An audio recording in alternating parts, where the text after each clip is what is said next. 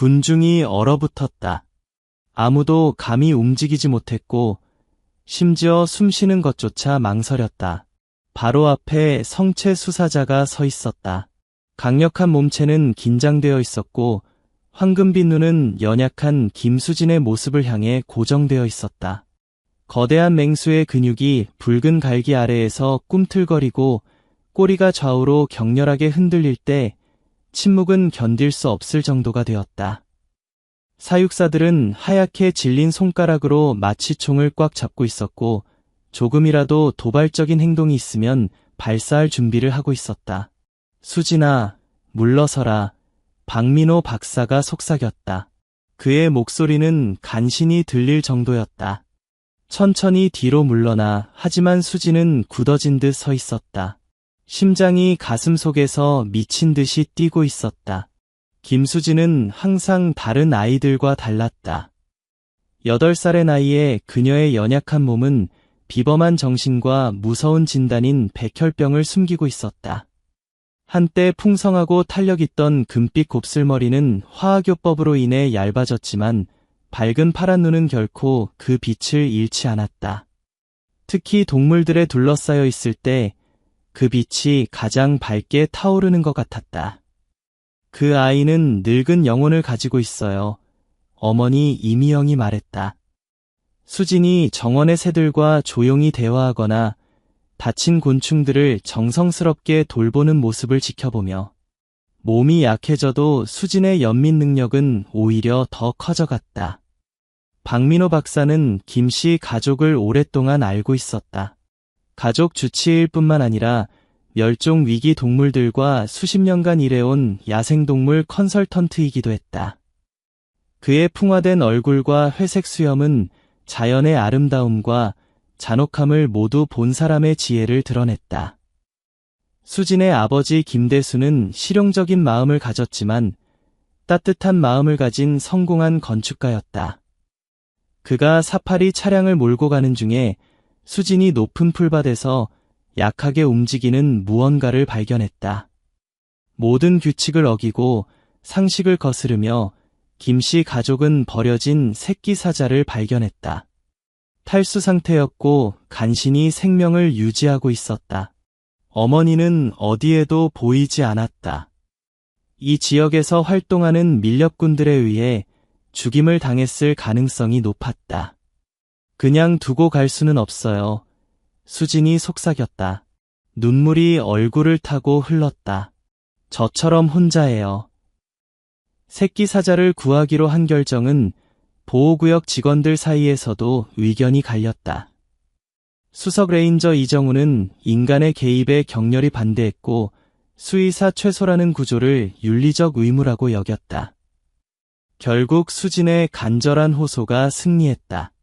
박민호 박사의 인맥을 통해 필요한 허가를 서둘러 받았고 새끼 사자는 결국 야생으로 돌아갈 것이라는 약속도 받았다. 김씨 가족의 집은 거의 하룻밤 사이에 변모했다. 강원도에 있는 넓은 집의 동쪽 날개는 원래 베란다로 지어졌던 곳이 카이라의 성소가 되었다. 항상 건축가였던 김대수는 새끼 사자의 따뜻함과 보호에 대한 필요와 성장과 탐험을 위한 공간을 결합한 거주지를 설계하고 건설했다. 수진의 어머니 이미영은 수진의 병을 돌보기 위해 경력을 포기한 전 수의학 기술자였는데 새끼 사자의 건강을 모니터링하기 위해 자신의 기술을 적용했다. 하지만 카이라의 회복에 생명을 불어넣은 것은 바로 수진이었다.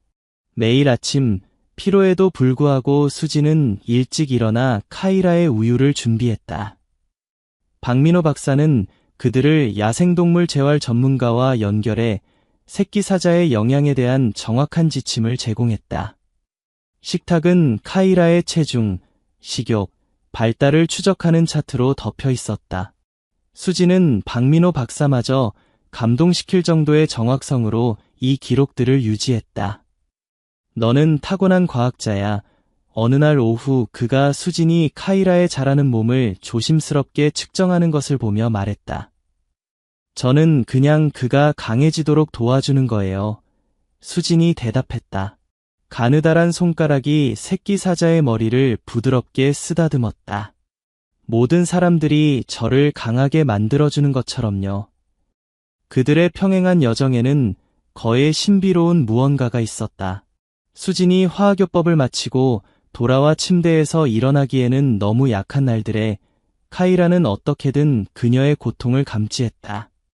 평소 장난기 많은 새끼 사자는 그녀의 침대로 기어올라 조용히 옆에 누웠다. 따뜻한 몸을 그녀에게 밀착시키고 부드러운 가르랑거림이 그녀의 메스꺼움을 완화시키는 것 같았다. 몇 시간 후 이미영은 둘 다 잠들어 있는 것을 발견했다. 수진의 창백한 손이 카이라의 자라는 갈기 위에 놓여 있었다. 그녀가 기분이 나을 때 수진은 정원에 앉아 야생동물에 관한 자신의 책 컬렉션에서 카이라에게 소리내어 읽어주었다. 너는 너의 가족에 대해 알아야 해. 그녀가 자연 서식지의 사자들 사진을 보여주며 진지하게 말했다. 새끼 사자는 장난스럽게 페이지를 발로 쳤다. 황금색 눈은 이미지가 아닌 수진의 얼굴에 고정되어 있었다. 마치 그녀가 그의 세계에서 유일하게 중요한 존재인 것처럼. 수진과 카이라가 소녀와 강아지처럼 공을 가지고 노는 비디오는 가족의 보물이 되었다. 어려운 시기에 보존된 기쁨의 순간들. 하지만 카이라가 첫 번째 생일에 가까워질 무렵 이러한 순수함의 순간들이 변하기 시작했다. 이야기는 바이럴이 되었고 원치 않는 관심과 필연적으로 당국을 그들의 문 앞으로 끌어들였다. 강원도 환경청이 시원한 가을 아침에 예고 없이 도착했다. 2명의 엄한 공무원, 감독관 서장원과 야생동물 생물학자 한미라 박사가 김씨 가족에게 중단 명령서를 전달했다. 이색 동물 소유법의 수많은 위반을 인용하며 그가 성장하면 어떻게 될까요? 한미라 박사가 침착하게 응답했다. 180kg 이상의 무게에 장난스러운 물림이 동맥을 자를 수 있을 때 그것이 당신 딸에게 무엇을 할까요? 소음이 수진을 계단으로 이끌었다. 카이라가 그녀를 보호하며 파자마를 입고 서 있는 그녀는 그 어느 때보다 작고 연약해 보였다. 그녀의 조용한 존엄함 속에 있는 무언가가 방을 조용하게 만들었다. 엄한 야생동물 관리 공무원들조차 잠시 당황하는 것 같았다. 바로 그때 박민호 박사가 이미영의 긴급 전화를 받고 헐떡이며 도착하여 마침내 긴 침묵을 깨뜨렸다. 저는 이 사례를 문서화하고 있습니다. 그가 공무원들에게 말하며 유료 가방을 바닥에 놓았다. 야생동물 요구사항과 이 아이의 의료적 필요 모두를 충족하는 타협안을 마련할 수 있다고 생각합니다. 협상은 몇 주 동안 계속되었다. 박민호는 의료계와 야생동물 보호계 모두에서 자신의 인맥을 활용하여 수진의 독특한 상황에 기반한 임시 예외를 확보했다. 김씨 가족은 안전 프로토콜을 강화하고 정기 검사를 실시하며 가장 중요한 것은 카이라가 성숙하거나 수진의 상태가 충분히 개선되면 적절한 야생동물 보호구역으로 이전될 것이라는 구속력 있는 합의에 동의했다. 여기서 논란이 끝나지 않았다.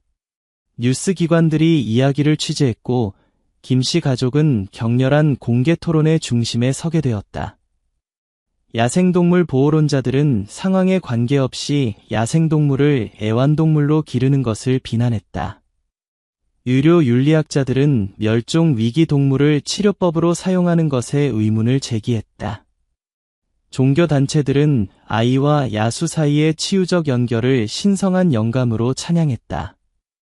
이 모든 것을 통해 수진은 놀라울 정도로 평온을 유지했다. 부모와 자신의 카이라 돌봄에 대한 일상적 집중에 의해 외부의 분노로부터 어느 정도 보호받았다. 동정적인 기자가 그녀에게 결국 카이라를 포기해야 하는 것에 대해 속상한지 물었을 때 그녀의 대답은 나이를 초월하는 지혜를 반영했다. 당분간은 최소한 그들의 특별한 가족이 연약한 평화를 찾았다. 하지만 카이라가 계속 자라면서 집에 포식자가 있다는 물리적 현실을 무시하기가 점점 어려워졌다. 강원도 겨울이 올해는 특별한 혹독함으로 목장을 강타했다. 눈이 창문까지 쌓였고 몇 주 연속으로 기온이 영하로 떨어졌다. 이제 14개월이 된 카이라는 큰 덴마크의 크기에 가까워졌고 이 날씨를 흥미진진하게 여겼다. 한때 작은 새끼 사자였던 그가 이제 눈더미를 통해 질주했다. 강력한 다리가 그를 하얀 풍경 속에서 숨막히는 우아함으로 데려갔다. 아름다웠지만 점점 더 불안했다. 그는 연습하고 있어요. 박민호 박사가 수진 옆에 앉으며 조용히 관찰했다. 그들은 카이라가 가속하여 무서운 속도로 놀란 사슴들과의 거리를 갑자기 줄이는 것을 조용히 지켜봤다. 사슴들은 흰 꼬리를 번쩍이며 흩어졌고 카이라는 울타리 장벽에서 급정거했다. 그가 원한다면 쉽게 넘을 수 있는 장벽. 수진아, 박민호 박사가 조심스럽게 시작했다. 카이라의 미래에 대해 이야기할 때가 된 것 같아. 실내에서 뜨거운 코코아를 마시며 박민호 박사는 온 가족과 자신의 우려를 나누었다.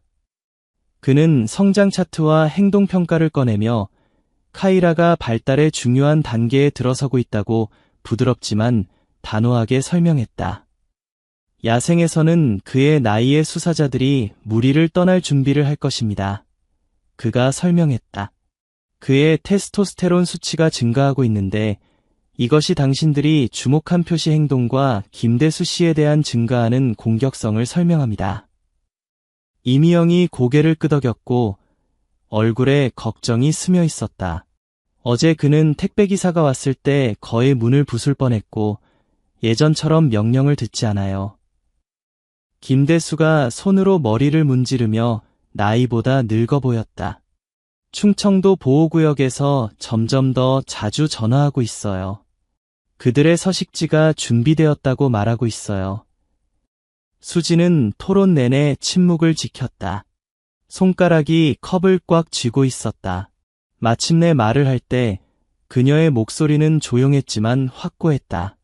우리에게 얼마나 시간이 있어요? 박민호 박사의 심장이 그 질문에 아팠다.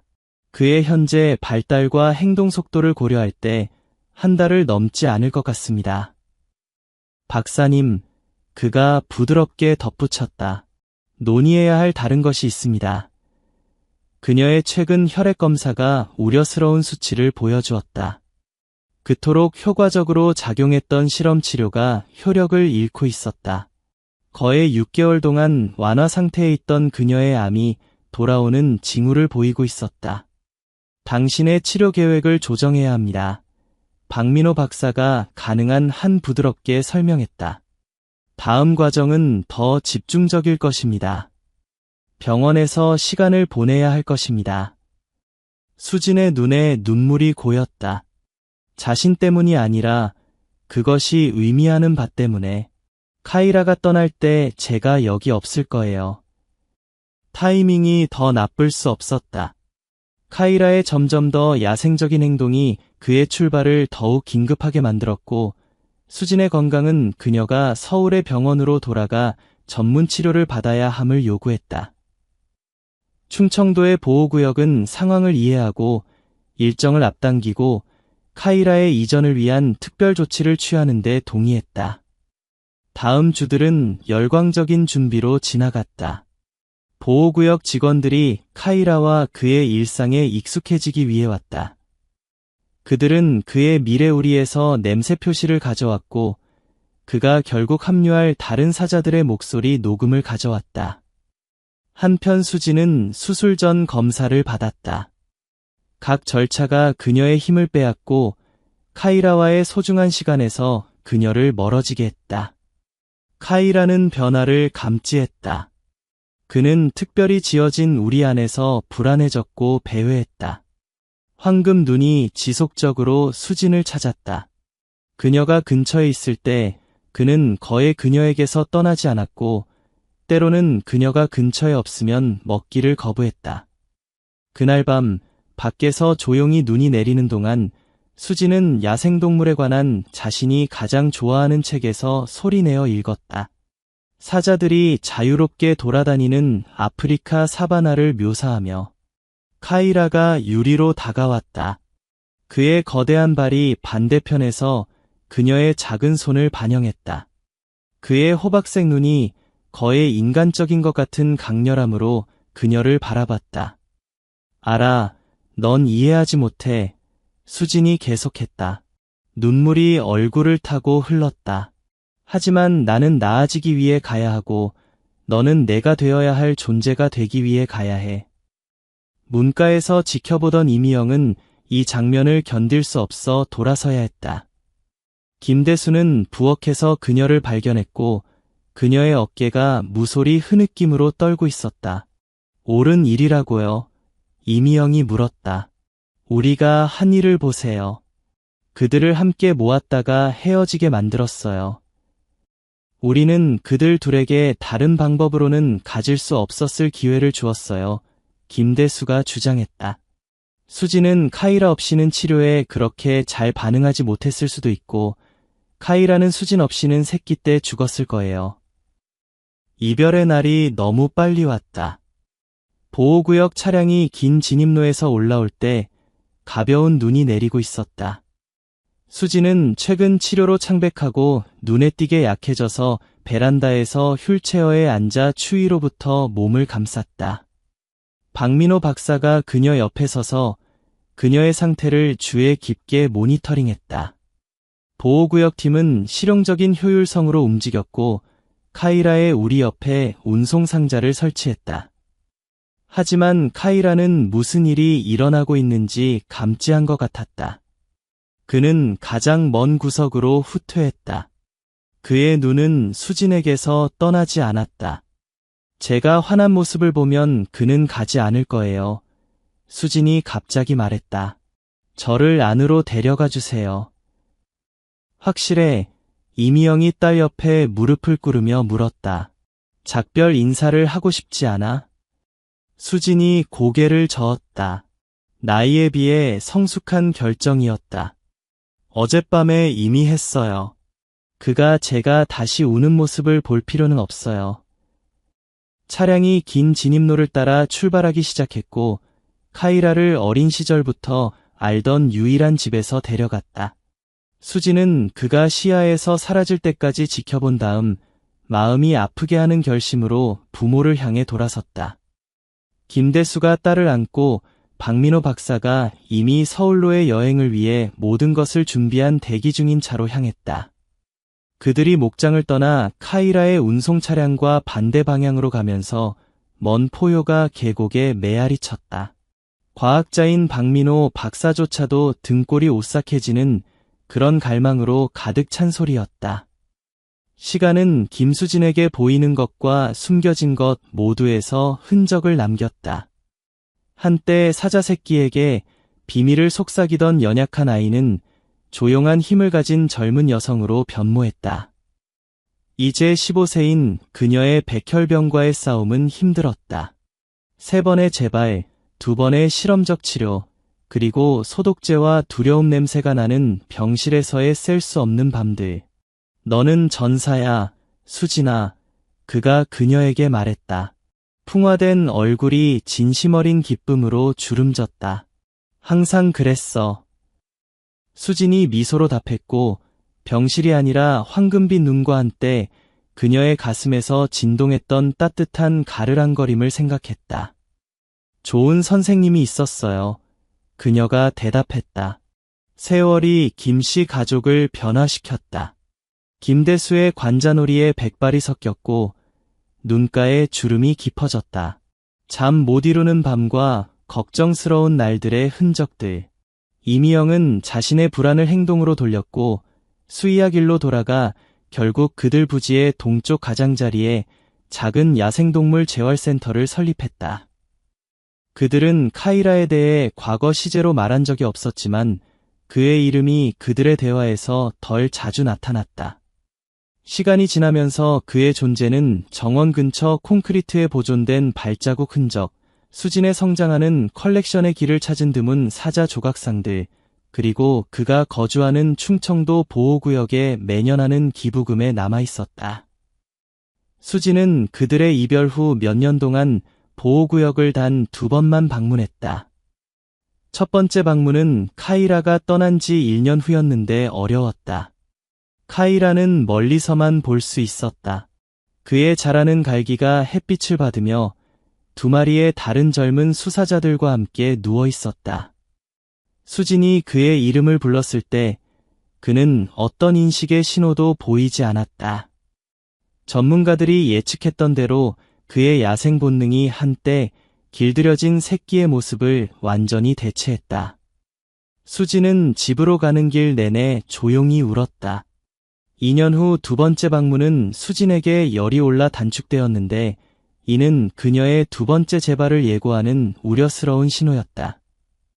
하지만 수진의 건강이 안정되면서 야생동물 보호에 대한 그녀의 관심은 어린 시절의 매력에서 열정적인 옹호로 성장했다. 그녀는 학교에서 과학에서 뛰어났고 고급 생물학 과정을 수강했으며 어머니의 재활센터에서 자원봉사를 했다. 15번째 생일에 김대수는 그녀에게 전문 카메라를 선물했고 그녀는 이를 사용해 부상당한 야생동물들의 재활을 기록했다.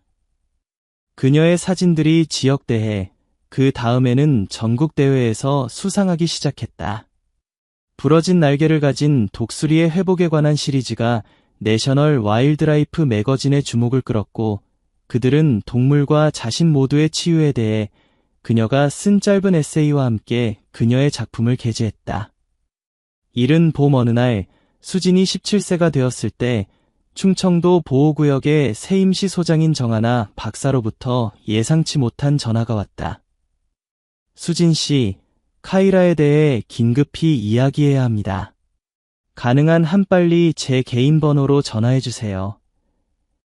손이 떨리며 수진은 즉시 전화했다. 평소 차분하고 침착한 정하나의 목소리가 긴장되어 들렸다. 카이라는 어떻게 되나요? 수진이 물었다. 심장이 미친 듯이 뛰었다. 어디로 가나요?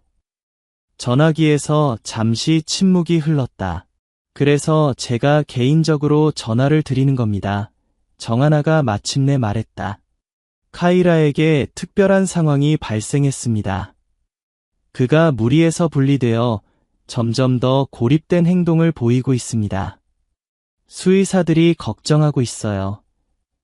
정하나에 따르면 카이라는 항상 다른 사자들과 어느 정도 거리를 유지했고 사회적 구조에 완전히 통합되지 못했다.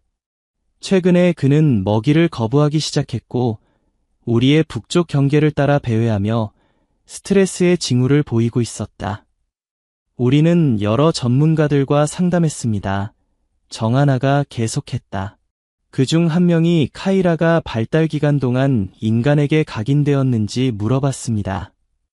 제가 당신 가족과의 이야기를 언급하자 그녀는 특별한 것을 제안했습니다. 수의행동학자는 카이라의 초기 수진과의 유대가 지속적인 각인을 만들었을 수 있다고 생각했다. 그녀는 친숙한 인간의 재등장이 그들이 그를 이전시키려고 시도하기 전에 그의 행동을 안정시킬 수 있는지 테스트하고 싶어 했다. 오랜 세월이 지났고 그가 당신을 전혀 기억할 거라는 보장은 없습니다. 정하나가 말했다. 하지만 우리가 이전을 위해 그에게 진정제를 주기 전에 가능한 모든 것을 시도해보고 싶습니다. 수진의 부모들은 당연히 걱정했다. 카이라는 이제 완전히 성체사자로 180kg 이상의 무게였다. 그의 초기 수진과의 유대가 안전을 보장하지는 않았지만 정하나와의 긴 논의와 박민호 박사와의 상담 후에 그들은 주의 깊게 통제된 방문에 동의했다. 2주 후 수진은 부모와 박민호 박사와 함께 충청도 시골을 통과해 보호구역으로 향하고 있었다. 구릉진 풍경이 목장에서의 그 첫날들을 상기시켰다. 카이라가 아직 어색한 자라는 다리로 높은 풀밭을 달리던 때를 계획은 신중하게 세워졌다. 수진은 카이라의 우리의 인접한 보안 관찰 구역에 들어갈 것이다. 강화 유리벽이 그들을 완전히 분리할 것이다. 카이라는 인접한 공간에 들어가도록 허용될 것이고 그들은 수진의 존재에 대한 그의 반응을 관찰할 것이다. 우리는 단지 그가 어떤 인식을 보일지 알고 싶을 뿐입니다. 정하나가 설명했다. 만약 그렇다면 그것은 그의 심리적 상태에 대한 통찰을 줄 수 있고 그를 위한 더 나은 전환 계획을 개발하는 데 도움이 될 수 있습니다. 수지는 신중하게 들었고 안전 프로토콜과 그녀가 주목해야 할 행동 신호들의 세부 사항을 흡수했다. 그녀는 카이라가 더 이상 그녀의 침대 옆에서 잤던 새끼 사자가 아니라는 것을 반복적으로 자신에게 상기시키며 이 순간을 준비했다. 그는 대부분의 생을 그녀 없이 보낸 야생 동물이었다. 관찰실은 수진이 상상했던 것보다 작았다. 세 면은 막혀있고 네 번째 면은 완전히 강화 보안 유리로 되어 카이라의 우리 일부를 내다보고 있었다. 정하나는 지난주 동안 그들이 카이라를 급식을 위해 이 지역에 들어가도록 조건화했다고 설명했다. 그래서 그는 이 장소에 익숙했다. 몇 분 후에 우리 게이트를 열겠습니다. 정하나가 관찰실을 제어센터와 연결하는 통신 시스템을 확인하며 설명했다. 벤치에 앉아 있고 갑작스러운 움직임을 하지 마세요. 언제든지 우리 보안 담당자가 대피 신호를 주면 즉시 뒤쪽 출구로 이동하세요. 마지막 지시가 완료된 후 정하나는 수진을 관찰실에 혼자 남겨두었다. 이어폰을 통해 그녀는 제어팀이 카이라의 게이트를 열 준비를 하는 소통을 들었다. 수진은 벤치에 조용히 앉아 박민호 박사가 어려운 절차 중에 가르쳐준 대로 무릎에 손을 모으고 호흡을 조심스럽게 조절했다. 기계적 소리가 원거리 게이트가 열렸음을 알렸다. 수진의 눈은 유리 너머 우리에 고정되었다. 몇 분 동안 아무 일도 일어나지 않았다. 그러다가 움직임이 그녀의 주의를 끌었다. 젓갈색 형태가 높은 풀밭 사이로 천천히 움직이고 있었다. 수진의 숨이 막혔다. 카이라는 장엄해졌다. 완전히 형성된 그의 갈기가 이제 금색과 호박색 톤으로 그의 얼굴을 둘러쌌다. 강력한 어깨가 그가 조심스럽게 급식 지역으로 이동할 때 굴러갔다. 그의 눈은 야생 포식자의 지속적인 경계심으로 주변을 스캔했다. 그의 왕족 같은 자세에는 장난기 많던 새끼 사자의 흔적이 전혀 남아있지 않았다. 그는 공기를 확인하기 위해 코를 들어올릴 때까지 무언가가 그의 주의를 끌었다. 그의 머리가 관찰 유리 쪽으로 급격히 돌아갔다. 낯선 존재를 발견했을 때 눈이 좁혀졌다. 수지는 심장이 너무 크게 뛰어서 그가 들을 수 있을 것이라고 확신하며 움직이지 않고 있었다. 카이라가 한 걸음 앞으로, 그 다음에 또 한 걸음을 내딛었다. 유리 장벽에 가까워질수록 그의 주의가 강화되었다. 수지는 이어폰으로 보호구역 직원들이 그의 특별한 관심을 주목하며 속삭이는 소리를 들었다. 거대한 사자가 더 가까이 다가왔다. 그의 걸음은 신중했고 카이라가 유리 바로 앞에 서서 황금빛 눈이 수진을 직접 바라볼 때까지. 그 순간 그들 사이에 단지 5cm의 강화 유리만 있는 상황에서 수진은 희망하고 두려워했던 진실과 마주했다. 카이라의 눈에는 인식의 징후가 조금도 없었다. 그녀는 그에게 낯선 사람이었고 이제 그의 야생 존재에서 그저 또 다른 인간 관찰자일 뿐이었다. 그러나 그때 카이라가 예상치 못한 일을 했다.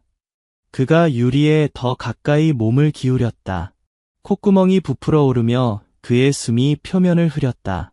낮은 울음소리가 그의 가슴에서 나왔다. 으르렁거림도 아니고 가르랑거림도 아닌. 그의 거대한 발이 올라와 수진의 얼굴 바로 앞 유리에 눌렸다. 그가 유리에 자신의 냄새를 표시하고 있습니다. 정하나 박사의 목소리가 수진의 이어폰에서 들렸다. 이것은 이 환경에서 그에게는 특별한 행동입니다. 수지는 카이라가 계속 그녀를 연구하는 동안 움직이지 않고 있었다. 긴 순간 후에 그는 다시 그 이상한 울음소리를 냈다. 이번에는 더 크게. 그리고 모든 관찰자들의 놀라움에 그는 수진 바로 앞에 앉았다. 그의 자세는 어린 시절 그녀가 그에게 읽어줄 때를 기다리며 앉던 방식과 거의 정확히 같았다. 세상에, 정하나가 통신 시스템을 통해 속삭였다. 그가 그렇게 하는 걸 본 적이 없어요. 수진의 주머니에서 전화가 진동했다. 관찰센터에서 온 박민호 박사의 메시지였다. 그의 생체 신호가 변했습니다. 호흡과 심박수가 진정되고 있어요. 무슨 일이 일어나든 이것은 중요합니다. 수진의 가슴에서 조심스러운 희망이 피어나기 시작했다. 어쩌면 그의 야생 심장 깊은 곳에서 카이라가 결국 기억하고 있는지도 모른다. 하지만 그녀가 이 가능성을 완전히 깨닫기 전에 그녀의 이어폰에서 경보 사이렌이 울렸다. 비상 프로토콜이 시작되었습니다. 긴장된 목소리가 말했다. 무허가 차량이 남쪽 경계에 고속으로 접근하고 있습니다. 모든 직원은 보안 위치로 이동하세요. 수진 씨, 보안에서 허가할 때까지 정확히 그 자리에 머물러 있으세요. 예상치 못한 침입이 연결의 순간을 깨뜨렸다. 카이라의 귀가 먼 경보 소리에 뒤로 눌렸다. 그의 몸이 일어설 때 긴장했다.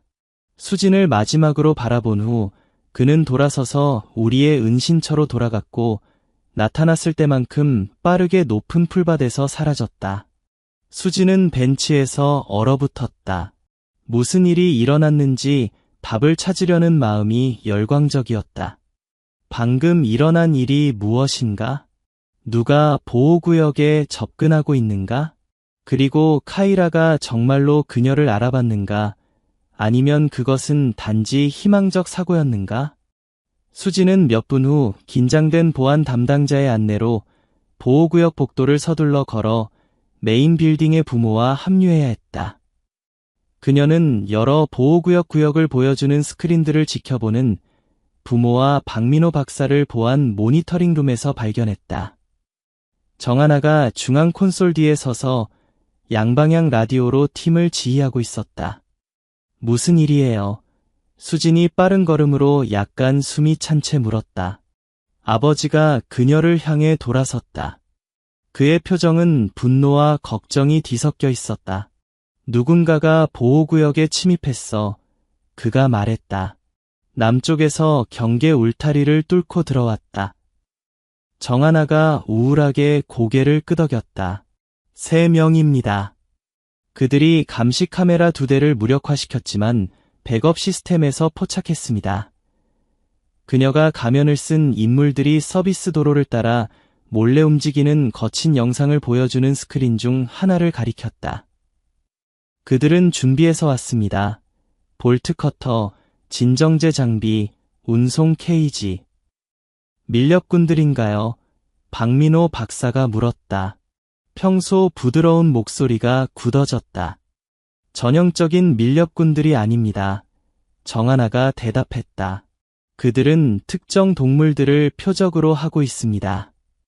제 팀이 호랑이 우리 근처에서 그들 중 한 명을 저지했습니다. 그는 카이라의 우리를 포함하여 표시된 우리들과 함께 우리 시설의 상세한 지도를 가지고 있었습니다. 수지는 뱃속에 얼어붙는 공포가 자리 잡는 것을 느꼈다. 왜 카이라가 필요한 거죠? 정하나는 망설였고 계속하기 전에 그녀의 부모와 시선을 교환했다. 우리는 3개 주에 걸친 보호구역에서 실종된 여러 동물들 사이의 연관성을 조사해왔습니다. 모든 징후는 불법적인 이색 동물 수집 작업을 가리킵니다. 그들은 특정 동물들을 훔칩니다. 보통 독특한 특성이나 이야기를 가진 동물들로 악명 높은 동물들에 대해 높은 가격을 지불하는 개인 수집가들에게 판매합니다. 인간에 의해 자란 사자처럼 수진이 속삭였고 깨달음이 물리적 타격처럼 그녀를 강타했다. 우리에 대한 기사, 제 블로그, 그들이 카이라에 대해 알고 있어요. 우리도 그렇게 생각합니다. 정하나가 확인했다. 우리 보안팀이 용의자 한 명을 붙잡았지만 다른 두 명은 아직 부진해에 있습니다. 모든 동물 수용구역을 봉쇄했고 법 집행기관에 연락했지만 그들이 여기 오는데 최소 30분은 걸릴 것입니다. 문에서 갑작스러운 소음이 그들을 방해했다.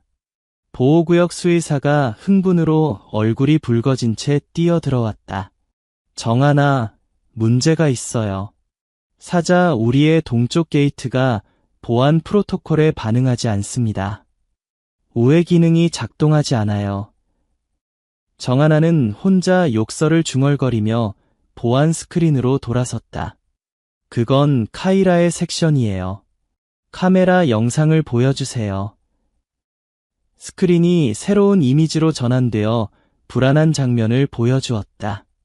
동쪽 게이트가 부분적으로 열려 있었고 제어판에서 어두운 옷을 입은 인물이 보였다. 그들이 지켜보는 동안 그 인물이 하던 일을 마치고 주변 잎사귀로 사라졌다.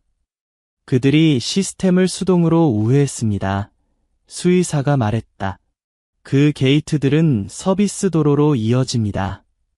만약 그들이 진정된 사자를 그 길로 운반한다면 정하나가 그녀를 단호하게 중단시키며 라디오를 들었다.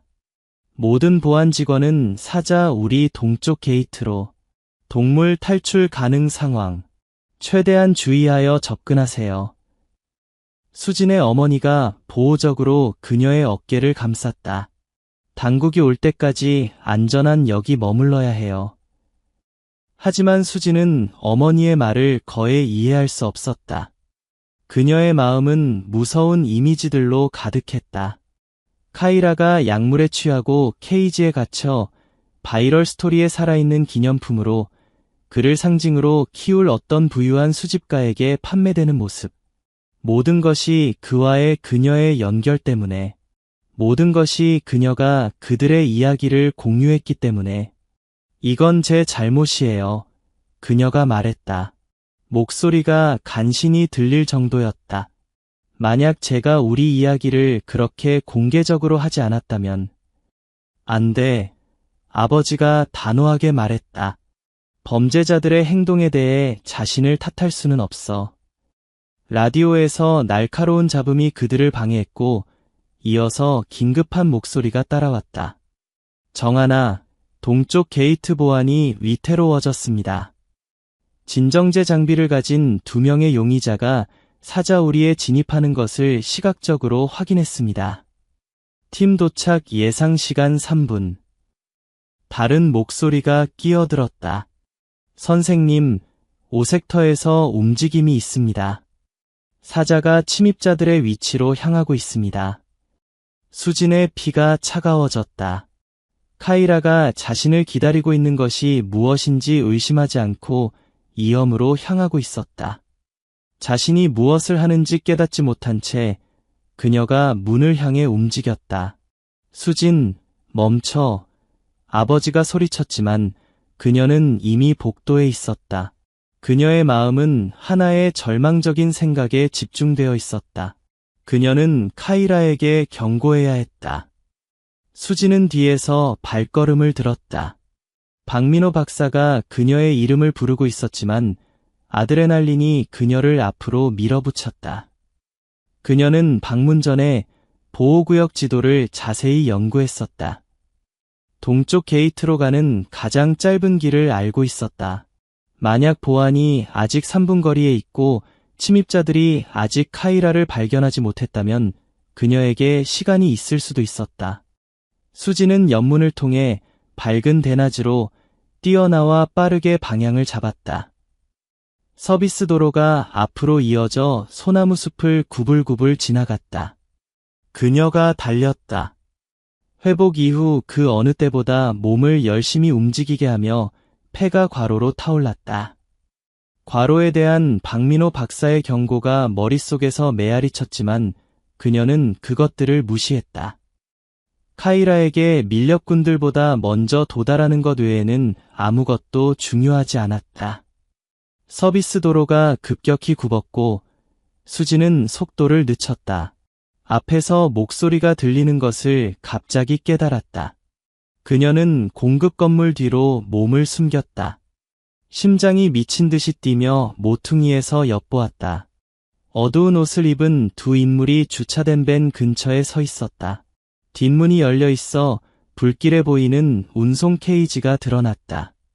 한 명은 진정제 총처럼 보이는 것을 들고 있었고 다른 한 명은 검은 케이스의 장비를 확인하고 있었다. 컨트롤에서 사자가 이 방향으로 움직이고 있다고 해 그들 중 한 명이 말했다. 기억해. 하를라는 그를 살아서 다치지 않게 원해. 고객이 유명한 카이라에게 지불하는 것이 바로 그것이야. 다른 한 명이 비웃으며 대답했다. 위험한 모든 돈에 값싸지. 깨끗한 샷을 얻으면 30초 안에 준비될 거야. 수지는 몸을 움츠렸다. 그녀의 마음이 출구를 열광적으로 찾았다. 그들은 그녀와 우리 게이트 사이에 위치해 있었다. 발견되지 않고 카이라에게 도달할 방법이 없었지만 아마도 그를 경고하는 다른 방법이 있을 것이다. 깊이 숨을 들이쉬며 그녀가 은신처에서 나왔다. 그는 당신들에게 오지 않을 거예요. 그녀가 느끼는 것보다 더 단호한 목소리로 외쳤다. 두 인물이 급격히 돌아섰다. 총을 든 사람이 본능적으로 그녀에게 겨누었다가 동료가 총구를 아래로 내리기 전에 너 여기서 뭐 하는 거야? 첫 번째 남자가 요구했다. 수진이 앞으로 나아가며 무기가 없음을 보여주기 위해 손을 들었다. 저는 김수진이에요. 카이라를 키운 소녀예요. 가면 뒤에서도 그들의 놀라움이 명백했다. 남자들이 시선을 교환했고 분명히 그녀의 이름을 알아봤다. 두 번째 남자가 빠르게 정신을 차리며 말했다. 이건 편리하네. 제외에 딱 맞춰왔군. 당신들은 실수를 하고 있어요. 수진이 그들과 우리 게이트 사이에 자리 잡으려고 또 다른 조심스러운 발걸음을 내디디며 말했다. 카이라는 야생 사자예요. 이제 그는 위험해요. 총을 든 남자가 웃었다. 그래서 진정제가 있는 거야, 아가씨. 이제 착한 소녀가 되어서 비켜서. 수진이 자리를 지켰다. 그를 고용한 사람은 이해하지 못해요. 카이라는 전문적인 관리가 필요해요. 특별한 시기 요구사항, 유료적 필요가 있어요. 운송 중에 죽을 수도 있어요. 좋은 시도야, 두 번째 남자가 말했다. 인내심이 분명히 떨어지고 있었다. 하지만 우리 고객은 최첨단 시설을 가진 개인 시설을 갖고 있어. 너의 사자는 호화롭게 살 거야. 그는 제 사자가 아니에요. 수진이 반박했다. 그는 이곳에 다른 사자들과 함께 적절한 우리에 속해요. 첫 번째 남자가 위협적으로 앞으로 나아갔다. 들어봐, 꼬마야. 우리는 동물 권리를 토론하러 여기 온 게 아니야. 비켜서, 아니면. 깊고 울려 퍼지는 포효가 그를 중단시켰고 세 사람 모두를 얼어붙게 만들었다. 소리는 나무들 가장자리에서 나왔고 수진의 가슴에서 진동할 만큼 강력했다. 카이라가 가까이 있었다. 그들 중 누구도 깨달았던 것보다 훨씬 가까이. 총을 든 남자가 욕설을 하며 무기를 들어 나무 꼭대기를 스캔했다. 그가 여기 있어. 두 번째 용량을 준비해. 수지는 그들의 순간적인 주의 분산에서 기회를 보았다. 그녀가 앞으로 돌진해 저격수의 옆구리에 부딪혀 그의 조준을 하늘로 보냈다. 진정제 다트가 나무들로 무해하게 발사되었고 그들 둘 다 땅에 쓰러졌다.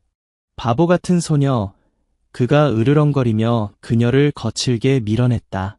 수진이 발로 뛰어올라 다시 개입할 준비를 했지만 새로운 소리가 그녀를 멈춰 세웠다. 부러지는 나뭇가지들과 무거운 발걸음이 우리 쪽에서 빠르게 접근하고 있었다. 두 번째 남자가 벤으로 후퇴했다. 그의 눈이 갑작스러운 두려움으로 확대되었다. 그가 나무들을 뚫고 나오고 있어. 다트를 가져와. 하지만 저격수가 재장전하기 전에 거대한 형체가 나무 꼭대기에서 터져나왔다. 180kg의 근육과 분노가 충격적인 속도로 움직이고 있었다. 카이라가 공터에 나타났다. 황금빛 눈이 두 남자에게 집중되어 있었다. 입술이 살인을 위해 설계된 이빨을 드러내며 으르렁거리고 있었다. 쏴! 두 번째 남자가 벤으로 뒤로 걸려 넘어지며 소리쳤다. 저격수는 재장전을 더듬거렸다. 훈련된 자제력이 속박되지 않은 최고 포식자가 직접 돌진하는 광경에 깨져버렸다. 카이라가 마지막 도약으로 거리를 좁혔을 때 다트가 떨리는 손가락에서 미끄러져 나갔다. 카이라, 수진이 본능적으로 소리쳤다. 다음에 일어난 일은 슬로우 모션으로 일어나는 것 같았다.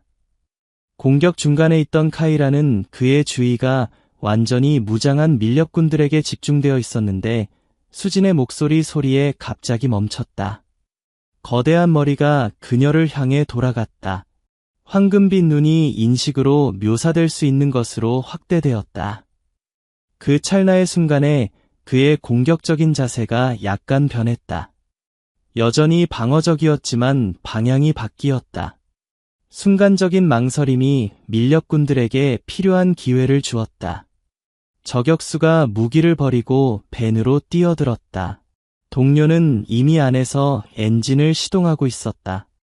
자갈을 튀기며 차량이 앞으로 돌진해 카이라를 피하고 수진이 서 있는 곳으로 곧장 가속했다.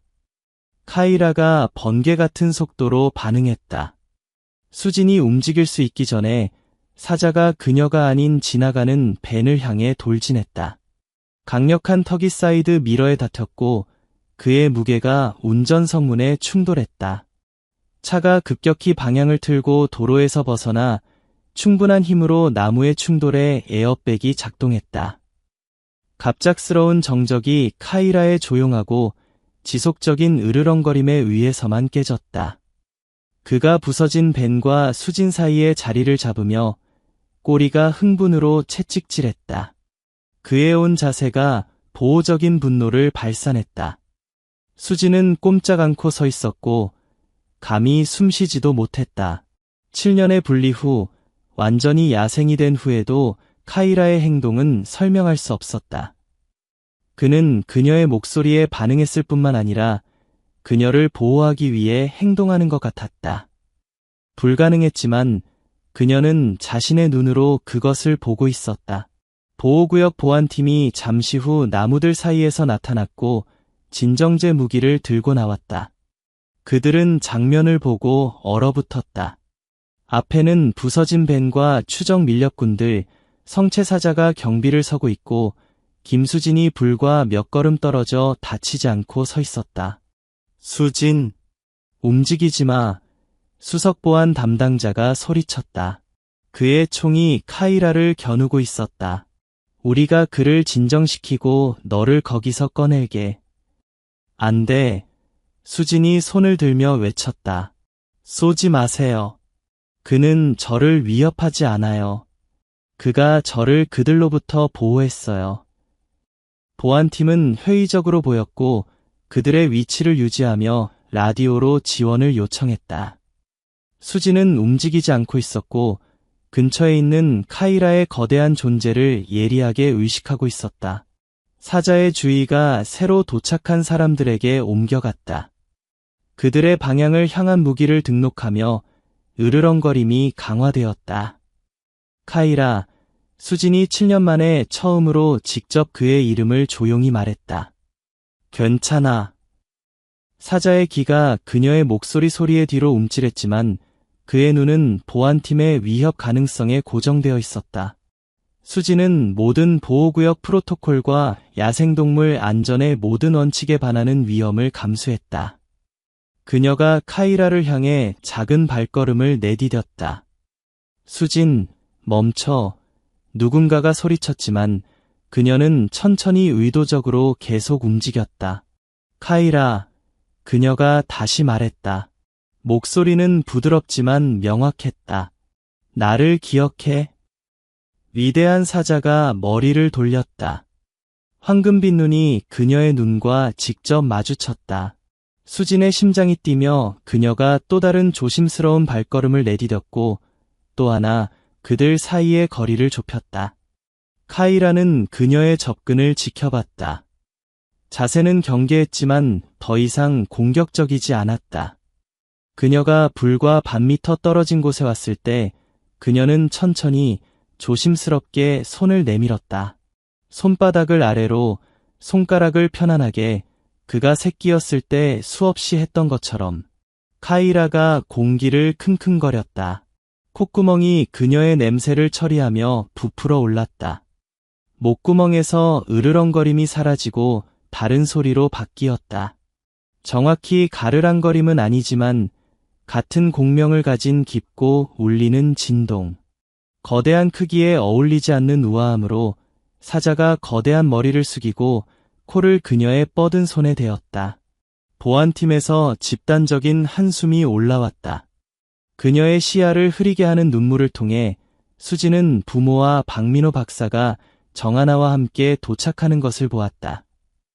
그들의 얼굴은 야생의 성체사자가 인간과 부드럽게 접촉하는 불가능한 것을 목격하며 공포와 불신이 뒤섞여 있었다. 세상에, 박민호 박사가 중얼거렸다. 그가 기억해. 뒤따른 것은 법 집행기관의 도착과 함께 활동의 소용돌이였다. 밀렵꾼들이 체포되었고 카이라는 조심스럽게 우리로 돌아갔다. 수지는 우려하는 박민호 박사가 그녀가 일어난 일을 설명하는 동안 검사하는 보호구역의 유료 건물에서 자신을 발견했다. 이건 불가능해야 해. 정하나가 놀라움에 고개를 저으며 말했다. 성체사자들은 특히 야생으로 돌아간 지 몇 년 후에는 그렇게 행동하지 않아. 하지만 그가 저를 알아봤어요. 수진이 주장했다. 그가 저를 그 사람들로부터 보호했어요. 행동 전문가인 정하나 박사가 감시 카메라 영상을 큰 관심으로 연구했다. 이런 건 본 적이 없어요. 그녀가 인정했다. 그가 수진과 위협 사이의 자리를 잡은 방식. 이건 보통 무리 구성원들을 위해 예약된 보호 행동이에요. 즉각적인 위기가 가라앉으면서 좌절된 밀렵 시도에 대한 새로운 정보가 나타났다. 체포된 용의자들은 유명한 동물들, 독특한 역사나 특성을 가진 생물들을 전문으로 하는 복잡한 야생동물 거래 네트워크의 일부였다. 그것들을 부유한 개인 수집가들에게 가치 있게 만드는 지도자인 하를라라는 남자가 체포를 피했지만 이제 주간 수색의 대상이 되었다. 더욱 불안한 것은 조사 결과 밀렵꾼들이 보호구역의 보안 시스템과 카이라의 특정 위치에 대한 광범위한 지식을 가지고 있었다는 것이다. 내부인으로부터만 올 수 있는 정보였다. 보호구역에 배신자가 있었지만 그 정체는 여전히 알려지지 않았다. 그날 저녁 늦게 수진이 부모와 함께 정하나의 사무실에 앉아 다음 단계를 논의하고 있을 때 보호구역 수의사가 모든 것을 바꿀 긴급한 소식을 가지고 뛰어들어왔다. 카이라이 돌아온 어미 암사자에 대한 초기 추측이 잘못되었다고 판명되었을 때 보호구역 직원들이 새 도착자를 확인했다. 카이라의 독특한 표시와 일치하는 성체 수사자였다. 그건 불가능해. 정하나가 통지받았을 때 주장했다. 카이라는 자신의 우리에 있어. 이전 사건 후에 내가 직접 자물쇠를 확인했어. 하지만 확인 결과 불가능한 것이 밝혀졌다. 카이라의 우리가 비어 있었다. 서비스용 뒷문이 안쪽에서 강제로 부서져 있었다. 어떻게든 180kg의 포식자가 국내에서 가장 안전한 야생동물 센터 중 하나에서 탈출하여 익숙하지 않은 지역을 48km 이상 추적해온 것이다. 행동 전문가들은 당황하고 있어 박민호 박사가 수진에게 말했다. 그들은 이것이 우리가 사육된 사자들에 대해 이해하는 모든 것에 반한다고 말해. 일부는 당신의 냄새나 새끼들의 도움 요청이 어떤 깊이 내재된 본능을 촉발했을 수도 있다고 추측해. 가장 놀라운 것은 다음에 일어난 일이었다. 구조대로부터 후퇴하는 대신 카이라가 숲 가장자리에서 자리를 잡고 구조 작업을 주에 깊게 관찰했다. 구조대원들이 수진이 구하려던 세 번째 새끼를 찾기 위해 타오르는 트럭에 접근했을 때 카이라가 모든 사람을 꼼짝 못하게 하는 기청이 찢어질 듯한 포효를 냈다. 그러다가 누군가가 반응하기 전에 거대한 사자가 자네를 향해 돌진하여 어떻게든 타오르는 화염을 통과해 잠시 후 세 번째 새끼를 입에 부드럽게 매달고 나타났다. 야생 사자가 새끼를 옮기는 것과 정확히 같은 방식으로.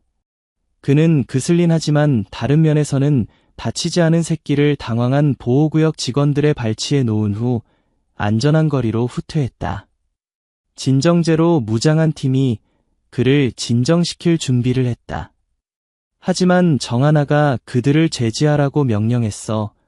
아버지가 계속했다. 그는 카이라가 공격성을 보이지 않고 있다고 말했어. 단지 내가 앰뷸런스에 실리는 걸 지켜보고 있을 뿐이라고.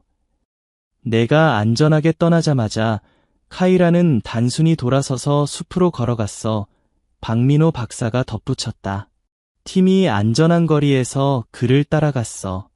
그는 익숙하지 않은 지역을 48km 직행해서 보호구역으로 돌아가 다음 날 아침 우리 밖에서 들여보내 달라고 기다리고 있는 것을 발견했어. 수지는 이 정보를 이해하려고 애썼다. 하지만 그가 어떻게 탈출했고 어떻게 우리를 찾을 곳을 알았어요. 부모가 다시 시선을 교환했지만 이번에는 표정이 더 어두웠다. 아버지가 앞으로 몸을 기울였고 그들이 병실에 혼자 있음에도 불구하고 목소리를 낮췄다. 여기서 일이 복잡해져. 내가 의식불명인 동안 많은 일이 일어났어. 불법 번식장 급습으로 다수의 체포가 이루어졌고 광범위한 기록이 발견되었어. 그가 잠시 말을 멈추고 단어를 선택하는 것 같았다. 수진아, 보호구역의 누군가가 이 모든 시간 동안 이 사람들과 함께 일하고 있었어. 조사 결과 전 세계 부유한 개인 수집가들과 관련된 복잡한 작업이 밝혀졌다. 지난 2년 동안 카이라는 주기적으로 진정되어 번식장으로 운송되었고 그곳에서 유전적 특성을 위해 특별히 선별된 암사자들과 교배되었다. 결과로 나온 새끼들은 유명한 혈통을 가진 이색 애완동물을 찾는 수집가들에게 엄청난 금액에 판매되었다. 가장 충격적인 것은 박민호 박사가 우울하게 말한 것처럼 이 모든 것의 배우가 누구인지였다. 경찰이 번식장의 컴퓨터에서 송금 기록, 번식 일지, 구매자와의 서신을 포함한 광범위한 증거를 발견했어. 수진의 어머니가 그녀의 손을 잡고 부드럽게 쥐었다. 정하나였어. 수진아. 정하나 박사가 이 모든 것을 조직한 사람이었어. 폭로가 수진을 물리적 타격처럼 강타했다. 정하나, 그녀가 신뢰했던 보호구역 소장, 야생동물 보호에 그토록 헌신적으로 보였던 사람이 그의 보살핌 하에 있는 카이라와 다른 동물들을 개인적 이익을 위해 착취하고 있었다. 하지만 그는 우리를 도왔어요. 수진이 약하게 항의했다. 카이라에게 문제가 있을 때 전화했어요. 제가 그를 볼 수 있게 해줬어요. 그것이 이 모든 것을 그렇게 왜곡된 것으로 만드는 부분이야. 아버지가 설명했다. 경찰이 발견한 기록에 따르면 카이라가 실제로 점점 더 동요하고 다루기 어려워지고 있었어. 번식 프로그램이 위험에 처했는데 그가 먹기를 거부하고 스트레스 신호를 보였기 때문이야. 정하나는 분명히 내가 있으면 작업을 계속할 수 있을 만큼 그를 진정시킬 수 있다고 생각했어. 그가 저를 이용한 거예요. 수진이 속삭였고 배신감이 상상했던 것보다 더 깊이 그녀를 아프게 했다. 우리 모두를 이용했어. 박민호 박사가 부드럽게 정정했다. 하지만 그렇게 함으로써 그는 무의식적으로 자신의 폭로로 이어지는 상황을 만들었어. 정하나에 대한 증거는 반박할 수 없었다. 재정 기록에서 역의 계좌를 통해 이체된 수백만 원이 드러났다. 번식장에서 압수된 감시 카메라 영상이 그의 정기적인 방문을 문서화했다. 가장 설득력 있는 것은 다른 보호구역 직원들의 탐지를 피하는 방법에 대한 노트와 함께 카이라의 상세한 운송 및 번식 일지였다. 하지만 수진과 그녀의 가족에 대한 또 다른 폭로가 있었다. 카이라가 처음 그녀의 삶에 들어온 이후로 일어난 모든 일에 대한 이해를 뒤흔들 것이었다. 수진이 여전히 회복 중인 동안 병원에 입원한 지 이틀 후 특별한 방문자가 도착했다. 원래 수진과 카이라의 재회를 제안했던 동물 행동 전문가 정민아 박사였다. 그녀는 확장된 조사 과정에서 최근에 발견된 정보가 담긴 파일을 가져왔다. 수진아, 정민아 박사가 병상 옆 의자에 앉으며 시작했다. 내가 너에게 말하려는 것은 카이라의 기원에 관한 것이야. 우리가 알고 있다고 생각했던 모든 것을 바꾸는 것을 배웠어. 정하나의 집 사무실에서 압수된 기록에 따르면 김 씨 가족이 탄자니아에서 그를 발견했을 때 카이라는 버려진 새끼가 아니었다. 그는 정하나가 그때 개발하고 있던 초기 야생동물 거래 계획의 일부로 의도적으로 그곳에 배치되었다. 계획은 관광객들이 겉보기에 버려진 새끼들을 구조하게 하고 그들과 유대를 형성하게 한 다음 실제로는 번식에 은폐였던 개인 보존 노력에 자금을 대도록 조작한 것이었다. 그날 당신을 도운 탄자니아 공원 레인저는 정하나의 사촌이었어. 정민아 박사가 부드럽게 설명했다. 그들이 카이라와 그의 형제를 어미에게서 빼앗았어. 먼저 그녀를 진정시킨 후에 형제는 즉시 동유럽의 수집가에게 팔렸어. 카이라는 새로운 관광객 구조 접근법의 테스트 케이스였어. 수진이 불신으로 정민아 박사를 바라봤다. 당신은 우리가 카이라를 찾은 것이 우연이 아니었다고, 제가 그와 가진 모든 연결, 제 병중에 그를 기르는 것이 어떤 계획의 일부였다고 말하는 거예요. 정민아 박사가 앞으로 몸을 기울였다. 표정이 진지했다. 계획은 실제였어. 맞아. 하지만 너와 카이라 사이에 일어난 것은 그 계획의 일부가 아니었어. 정하나의 기록에 따르면 그는 탄자니아 당국이 며칠 내에 카이라를 몰수할 것으로 예상했어. 너의 가족의 연결과 박민호 박사의 개입으로 카이라를 임시로 기를 수 있게 된 것이 그들의 작업을 완전히 방해했어. 사실 김씨 가족에게 카이라의 임시 보호권이 주어졌다는 것을 알았을 때 정하나는 분노했어. 그의 원래 계획은 몰수 과정에서 새끼가 그의 공모자들에 의해 구조되는 것을 포함했다. 대신 카이라는 수진과 유대를 형성하는 발달에 중요한 한 달을 보냈고 야생동물 행동에 대한 통상적인 이해를 뛰어넘는 것으로 보이는 연결을 만들었다. 가장 놀라운 부분은 정민아 박사가 가져온 파일을 열며 계속한 것이었다. 보호구역에서 카이라에게 도전한 지배적인 사자에 대해 우리가 발견한 것이야. 그녀가 수진의 무릎에 사진을 놓았다.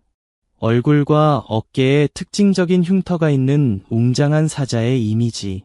DNA 분석이 확인했어. 이것은 카이라의 형제야. 수진이 사진을 바라봤다. 마음이 격동했다. 어떻게 가능해요?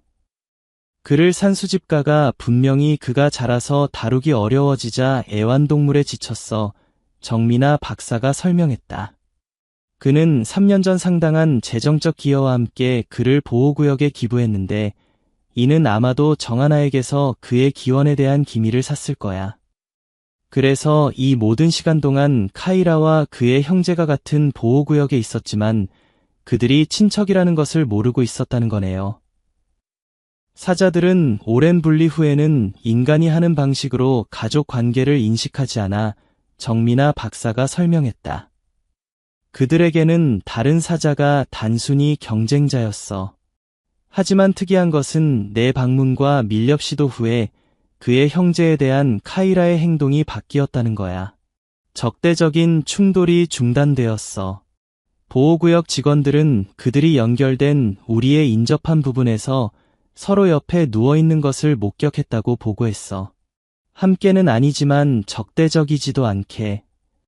머지않아 그 봄이 새로운 지평과 함께 보호구역에 왔다.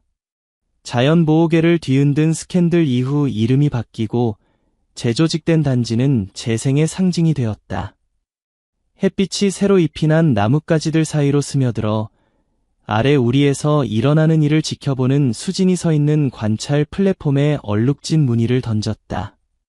카이라가 햇빛에 따뜻해진 바위에 누워 있었다. 웅장한 갈기가 빛을 받으며 세 마리의 새끼들이 그 주위에서 뛰놀고 있었다. 그들은 이제 거의 8개월이 되어 수진이 타오르는 트럭에서 구안잡고 취약한 존재들에서 자신감 있고 활기찬 청소년들로 변했다. 그들의 어미, 처음에 사고 현장에서 도망쳤던 흉터투성이 암사자는 몇 주 후 쇠약하지만 살아있는 상태로 발견되었다. 신중한 재활 후 새끼들과 재회했고 놀랍게도 그들의 공유 우리에서 카이라의 존재를 받아들였다. 그들의 사회화가 놀랍게 진행되고 있어요. 정미나 박사가 울타리에서 수진과 합류하며 말했다. 가장 큰 새끼가 오늘 처음으로 형제자매들 없이 혼자 무릉덩이에 접근했어요. 수진이 고개를 끄덕이며 태블릿에 메모를 했다. 카이라가 그를 안내했어요. 보셨어요. 강요하지 않고 그냥 곁에 있었어요. 이게 정확히 수컷이 야생 무리에서 하는 역할이에요. 지난 6개월이 보호구역과 수진 자신 모두를 변화시켰다. 부상에서 회복한 그녀는 정미나 박사의 재활팀 합류 제안을 받아들여 대학 계획을 1년 연기하고 획기적이 된 프로그램에 집중했다. 새로운 리더십과 투명성을 보장하는 연방 감독하에 보호구역은 수진이 제안한 가족 복원 프로젝트를 실시했다. 불법 번식으로 피해를 받은 카이라, 그의 형제 아틀라스, 그리고 새끼들을 재활시키는 혁신적인 접근법이었다. 다음 주에 국제자연 보전연맹 대표들이 와요. 정미나 박사가 메모를 확인하며 알려주었다. 당신의 기록 방법론이 큰 관심을 끌었어요. 그들이 야생동물 거래를 다루는 다른 기관들의 모델로 고려하고 있어요. 수진이 미소 지었지만 표정은 집중된 채로 남아있었다. 17세의 그녀는 특별한 경험으로 태어난 성숙함을 가지고 있었다. 한때 연약했던 체격은 건강과 육체적 일로 인해 강해졌고 어린 시절의 매력으로 시작된 지식이 진정한 전문성으로 성장했다.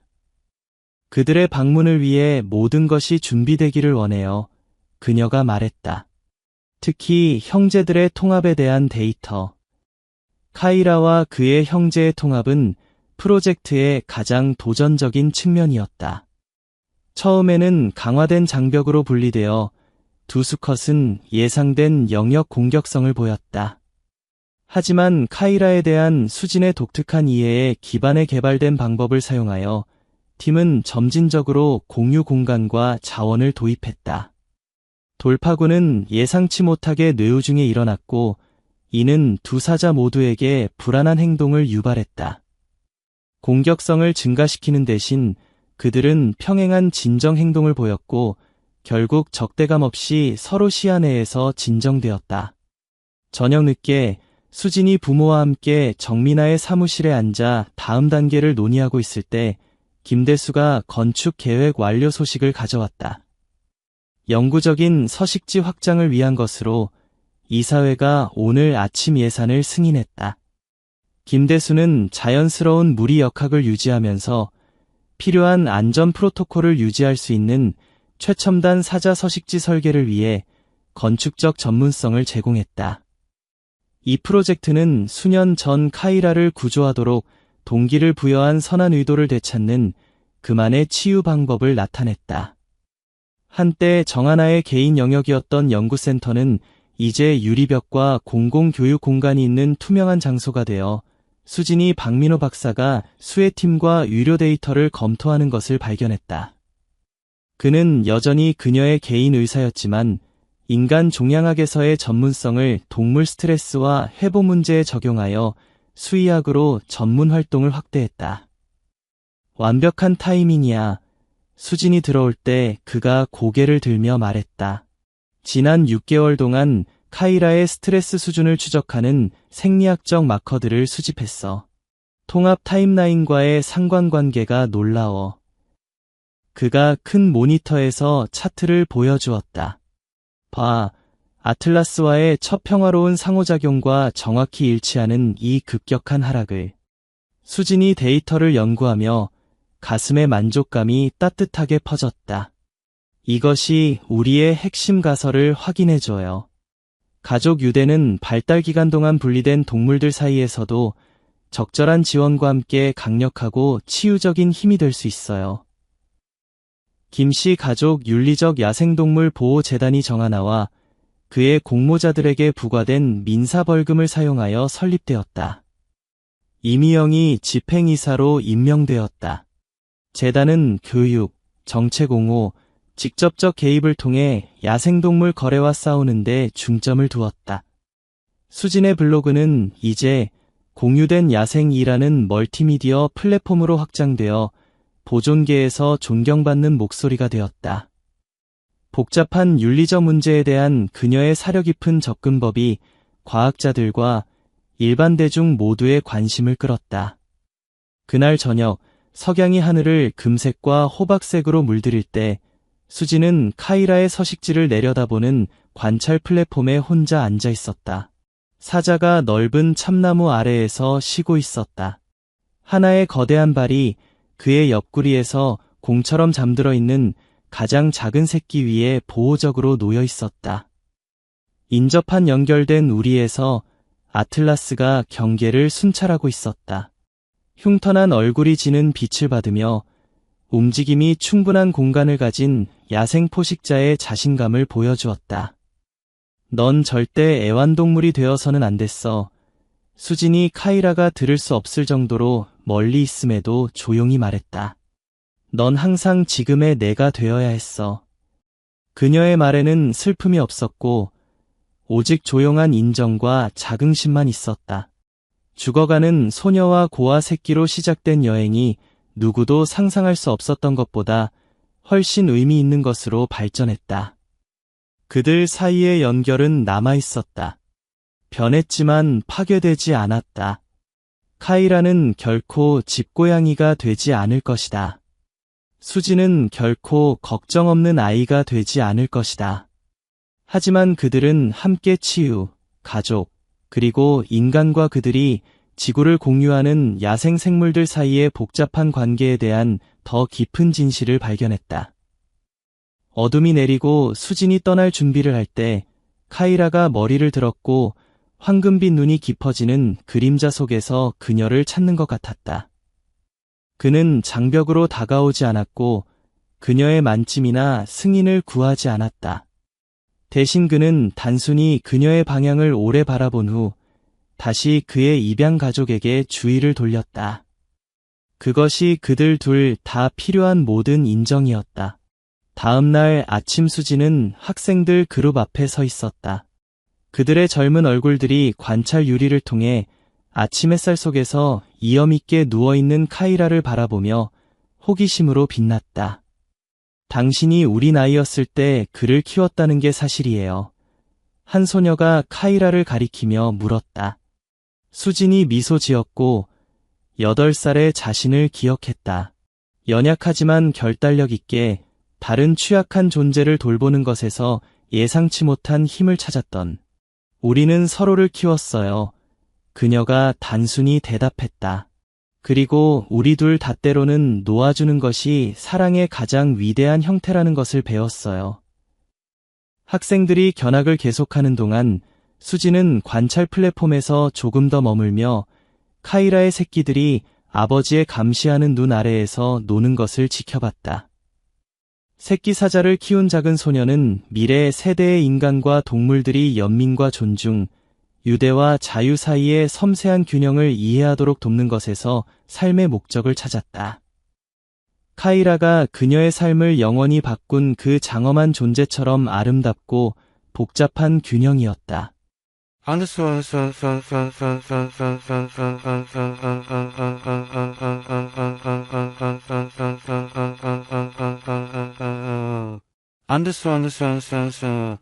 작가의 말.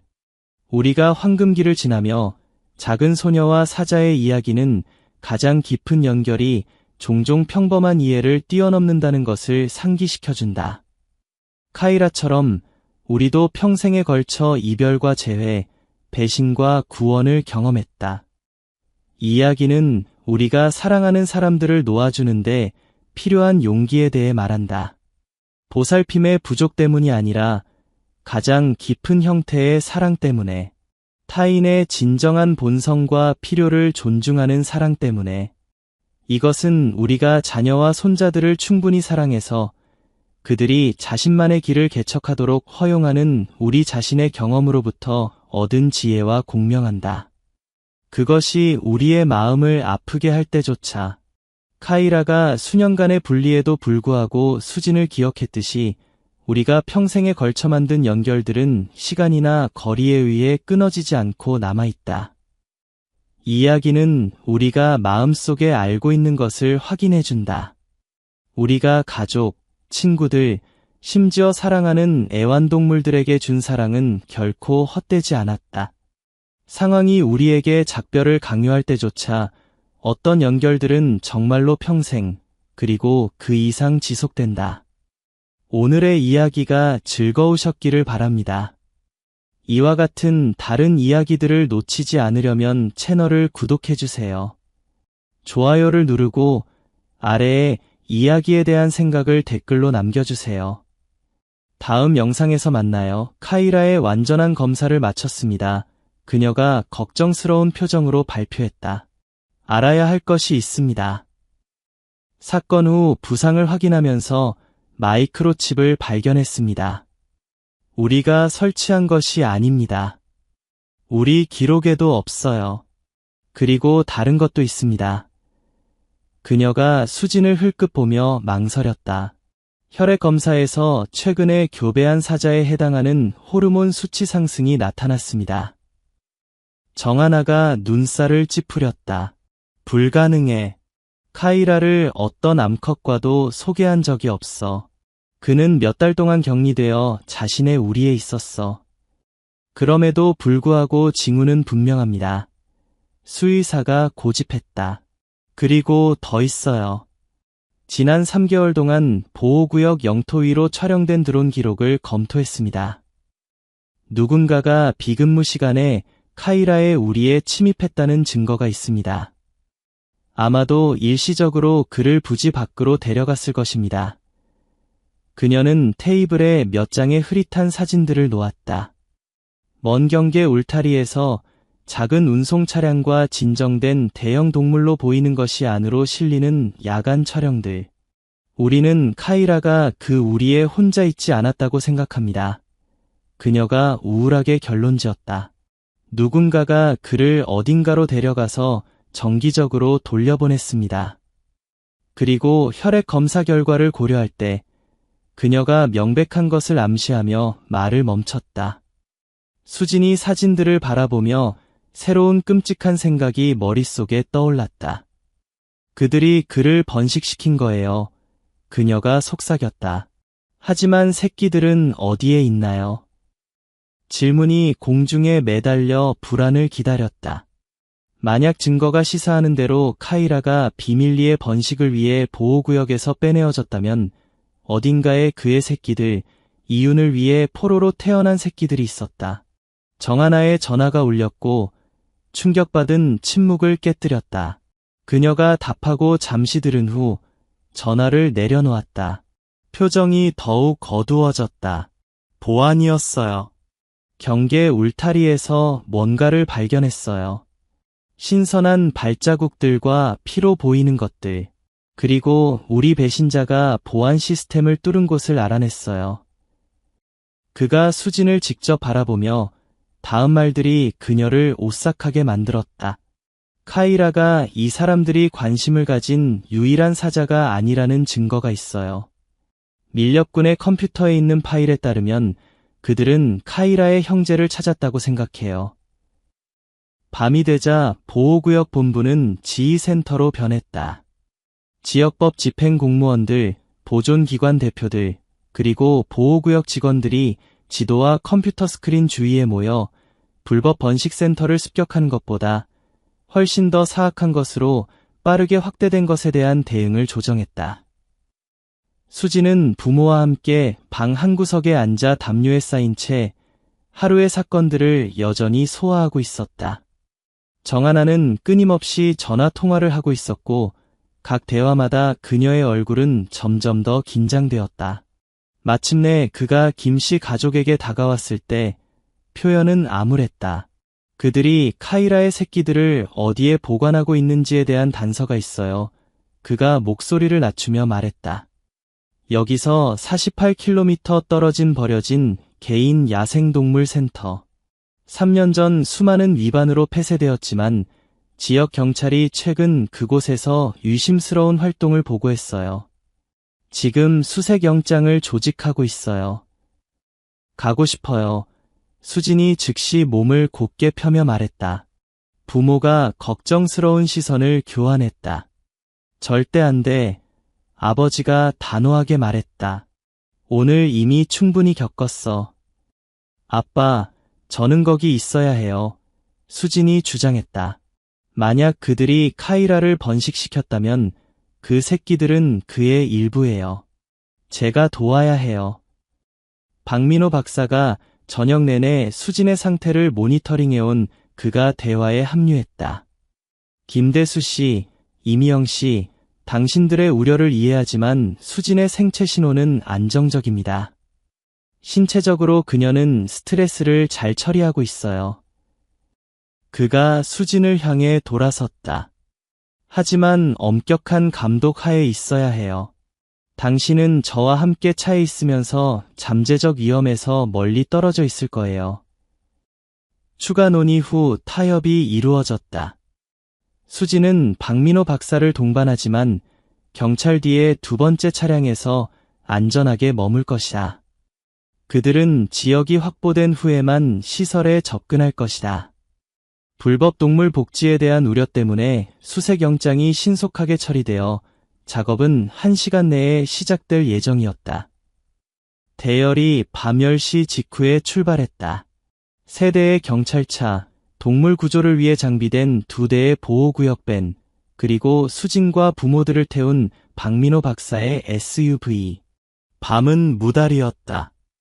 시골 도로들이 헤드라이트가 어둠을 가르는 것 외에는 칠흑 같은 어둠이었다. 수진이 창밖을 바라보며 그녀의 마음은 포로로 태어나 이색 애완동물이나 관광 명소로서의 삶을 위해 태어난 새끼들의 이미지로 가득했다. 우리가 그들을 찾을 거야. 박민호 박사가 그녀의 고통을 알아차리며 부드럽게 말했다. 그리고 보호구역은 포로에서 자란 새끼들을 재활시킨 경험이 있어. 30분의 운전 후 대열이 짙은 소나무 숲을 통과하는 좁은 비포장 도로로 돌아섰다. 목표에 접근하면서 헤드라이트가 흐려졌다. 가시철사로 꼭대기가 장식된 체인링크 울타리로 둘러싸인 넓고 썩어가는 부지. 한때 야생 원더랜드 파크라고 불렸던 이곳은 이제 퇴색한 간판이 비스듬히 매달려 있고 무성한 식생에 부분적으로 가려져 있었다.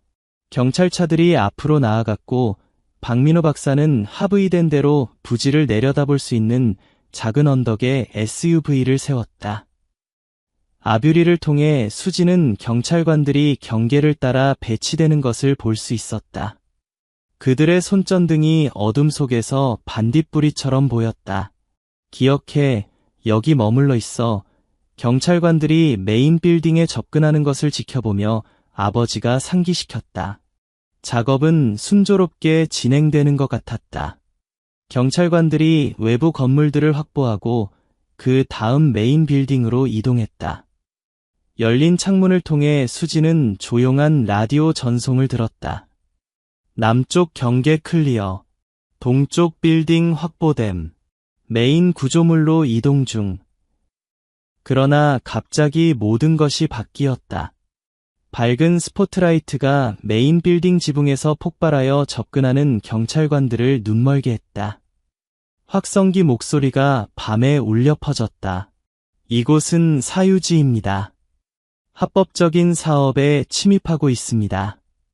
즉시 철수하세요. 경찰의 반응은 즉각적이었다. 그들의 메가폰이 수색 영장 준수를 요구했다. 긴장된 순간이 대치로 이어질 수 있을 것 같았다. 그러다가 예고 없이 총성이 부지에 메아리 쳤다. 경찰관들이 총알이 차량과 아스팔트에 부딪히는 소리와 함께 엄폐물로 뛰어들었다. 엎드려 박민호 박사가 명령하며 수진과 부모들을 창문 아래로 내려놓고 엔진을 켰다. 그는 SUV를 언덕 위로 더 멀리 나무 그룹 뒤에 더 많은 엄폐물로 옮겼지만 아래 장면과의 시각적 접촉은 유지했다. 비명과 총성의 혼란을 통해 새로운 소리가 등장했다. 높고 기계적인 울음소리. 수진이 대시보드에서 조심스럽게 고개를 들어 부지의 뒷문이 스포트라이트의 가혹한 빛 속에서 열리는 것을 보았다. 메인 빌딩에 인접한 로딩 플랫폼에서 운송 트럭이 빠르게 후진하고 있었다. 멀리서도 수진은 열린 뒷문 안에 쌓인 특징적인 동물 운송 케이지들을 구별할 수 있었다. 그들이 동물들을 옮기고 있어요. 그녀가 트럭을 가리키며 외쳤다. 그들이 도망치고 있어요. 경찰도 그것을 알아챘다. 2대의 순찰차가 도망치는 트럭을 가로채려고 메인 경계에서 분리되었지만 너무 늦었다. 트럭이 숲을 통과하는 서비스 도로로 가속하면서 테일라이트가 나무들 사이에서 빠르게 사라졌다. 약 3km에서 연결되는 다른 도로가 있어요. 박민호 박사가 휴대폰의 GPS를 연구하며 말했다. 지금 움직이면 교차로에 그들보다 먼저 도착할 수 있어요. 그렇게 해요. 김대수가 심각하게 말했다. 이미영이 항의했음에도 불구하고 박민호 박사는 잠시 망설인 후 결정을 내렸다. 어떤 대립에서도 멀리 떨어져 있겠어요. 그가 약속하며 기어를 넣고 메인 도로와 평행하게 달리는 측면 트레일을 따라 빠르게 움직였다.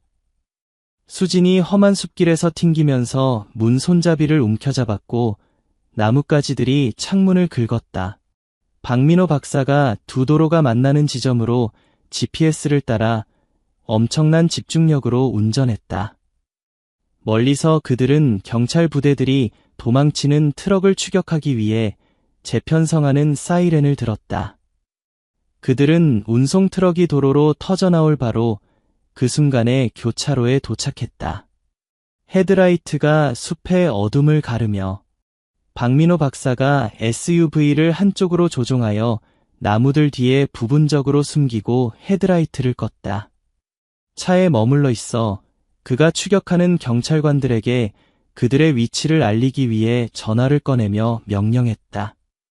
하지만 수진은 이미 트럭 헤드라이트 빛에서 보이는 것을 공포에 질려 바라보고 있었다. 운전사가 분명히 고속에서 급한 커브를 잘못 계산하여 컨트롤을 잃고 있었다. 무거운 차량이 뒤쪽으로 흔들리며 운전사가 핸들과 씨름하면서 야생적으로 흔들리고 있었다. 금속과 고무의 혐오스러운 비명과 함께 트럭이 도로에서 벗어나 위험하게 기울어진 후 옆으로 뒤집혔고 불꽃과 유리 조각을 사방으로 뿌렸다. 세상에, 이미영이 트럭이 미끄러져 멈췄을 때 숨을 들이켰다. 엔진은 여전히 돌아가고 있었고 헤드라이트는 이제 쓸모없이 나무 꼭대기를 향하고 있었다. 잠시 아무도 움직이지 않았다. 그러다가 수진의 문이 벌컥 열리고 그녀가 SUV에서 뛰어나와 부서진 차량을 향해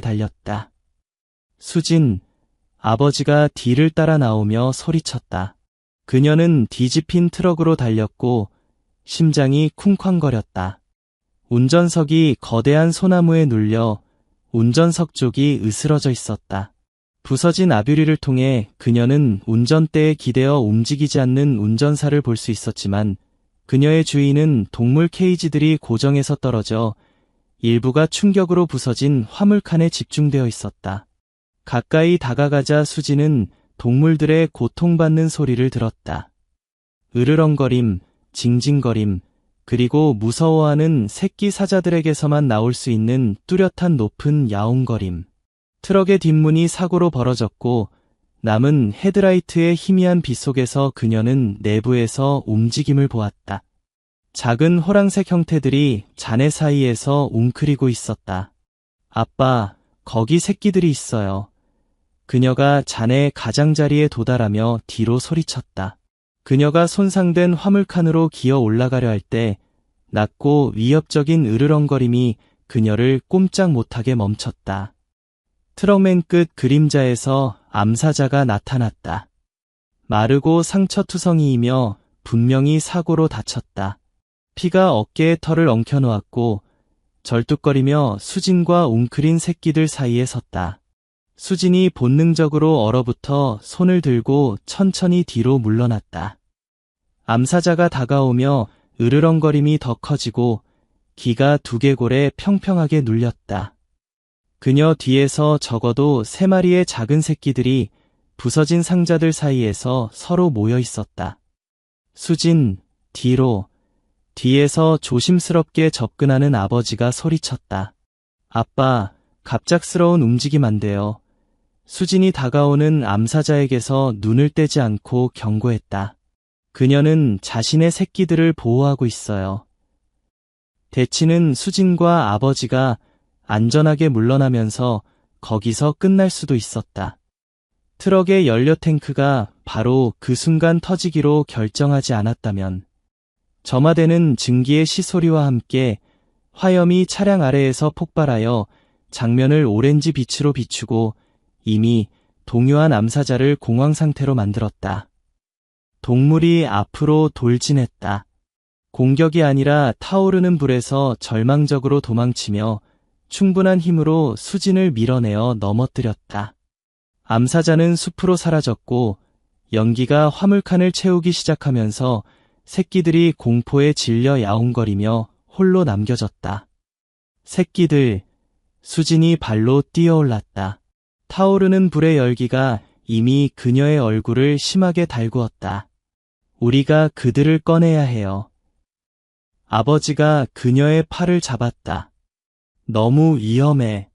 연료 탱크가 폭발할 수 있어. 하지만 수진이 빠져나와 짙은 연기를 통해 간신히 보이는 울고 있는 새끼들이 있는 트럭 뒤쪽으로 뛰어들었다. 그녀는 부서진 상자들과 흩어진 장비를 기어 넘어 첫 번째 새끼에게 도달했다. 카이라를 즉시 상기시키는 특별한 황금빛 눈을 가진 작은 수컷. 그녀는 그를 그에게 꼭 붙어있던 두 번째 새끼와 함께 집어들고 돌아서서 그녀를 따라온 아버지에게 넘겨주었다. 적어도 하나 더 있어. 그녀가 헐떡였다. 연기가 그녀의 폐를 태우며 세 번째 새끼가 잔해에 더 깊숙이 후퇴했고 소음과 열의 겁을 먹었다. 수진이 앞으로 기어가며 손이 뜨거운 금속에 닿아타는 고통을 무시했다. 손가락이 무서워하는 새끼의 목덜미에 닿혔고 그녀는 작은 생명체를 가슴에 꼭 안고 지옥에서 빠져나오기 시작했다. 그녀가 거의 출구에 도달했을 때 2차 폭발이 트럭을 흔들었고 화물칸을 통해 화염구를 보냈다. 수진이 새끼를 보호하며 몸을 웅크렸을 때 폭발이 그녀를 차량에서 내던져 몇 미터 떨어진 숲바닥에 무겁게 착지했다. 고통과 연기의 안개를 통해 그녀는 아버지와 박민호 박사가 그녀에게 달려오고 새끼를 조심스럽게 그녀의 손에서 꺼내고 걱정스러운 목소리들이 그녀의 이름을 부르는 것을 희미하게 의식했다. 하지만 그녀가 대답하려고 할 때 시야가 가장자리에서 흐려지기 시작했고 세상이 한 점으로 좁혀진 후 완전히 사라졌다. 의식을 잃기 전에 그녀가 마지막으로 들은 것은 멀고 뚜렷한 성체 사자의 포효였다. 이 숲에서, 보호구역에서 멀리 떨어진 곳에서는 불가능해 보이는 소리. 하지만 그녀는 절대적인 확신으로 카이라가 자신의 가족을 찾으러 왔다는 것을 알고 있었다. 수지는 병원 모니터들의 단조로운 삐소리와 너무 잘 알고 있던 소독제 냄새로 깨어났다. 눈꺼풀이 견딜 수 없을 정도로 무거워 보였다. 마침내 초점을 맞출 수 있었을 때 그녀는 걱정스러운 어머니의 얼굴이 그녀 이로 기울어진 것을 보았다. 깨어났네요. 이미영이 수진의 손을 부드럽게 쥐며 조용히 불렀다. 김대수, 박 박사님, 깨어났어요. 수진이 말하려고 했지만 목이 건조하고 아팠다. 간호사가 나타나 목에 축복받은 완화를 가져다주는 얼음 조각들을 제공했다. 약물의 안개가 점차 사라지면서 기억들이 홍수처럼 되돌아왔다. 보호구역, 카이라, 부서진 트럭, 불, 새끼들. 그녀가 간신히 헐떡였다. 그들이. 아버지가 그녀의 침대로 다가왔다. 얼굴은 지쳤지만 눈은 안도로 빛났다. 안전해, 수진아. 셋 다 보호구역 수의 클리닉에 있어. 박민호 박사가 그들과 합류하여 수진의 생체 신호를 숙련되게 확인했다. 일산화탄소 중독과 오른팔과 손의 이도 화상을 입었어. 그가 부드럽게 설명했다. 돌이킬 수 없는 것은 아니지만 한동안 쉬어야 해. 수진이 약하게 고개를 끄덕이며 폭발 후 일어난 일에 대한 흩어진 기억들을 모으려고 했다. 카이라를 들었어요. 그녀가 속삭였다. 숲에서, 하지만 불가능해. 어른들이 시선을 교환했다. 그들 사이에 무언의 메시지가 스쳤다. 불가능하지 않았어, 수진아. 마침내 아버지가 말했다. 카이라가 거기 있었어. 다음 시간 동안 수진의 힘이 점차 돌아오면서 그들은 그녀가 의식을 잃은 후 일어난 일을 설명했다. 법 집행관들이 폭발 몇 분 후 추락 현장에 도착했다. 뒤이어 보호구역 차량들이 따라왔다. 그들은 김대수가 이미 구한 2마리 새끼와 즉각적인 유료 처치가 필요한 수진의 안전을 확보했다. 첫 번째 대응자들이 그녀를 병원으로 데려갈 준비를 하는 동안 보안 직원들이 주변 숲에서 움직임을 보고했다. 사고 현장 주변을 순환하는 큰 무언가. 돌아온 어미 암사자의 소녀가 키운 사자.